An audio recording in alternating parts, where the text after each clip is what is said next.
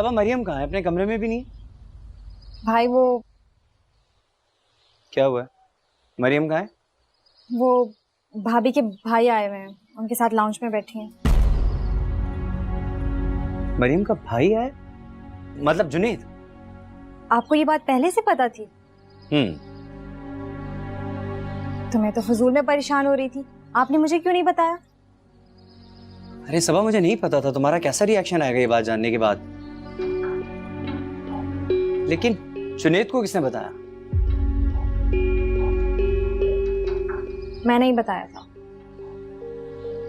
कमाल करती हो तुम। अम्मी घर आ गई, तुम लोग को एहतियात करनी चाहिए। मैं जाके उनको बताता हूँ। मारे गए अब। मैंने कहा नहीं ढूंढा तुम्हें। मुझे तो लगा था कि अब्बू की तरह आपने भी मुझ पर फातिहा पढ़ ली होगी। नहीं, ऐसा नहीं है। मैं इंसान की पहली गलती पे उसको सारी जिंदगी की सजा देने का कायल नहीं हूं। माफ कर देता हूं।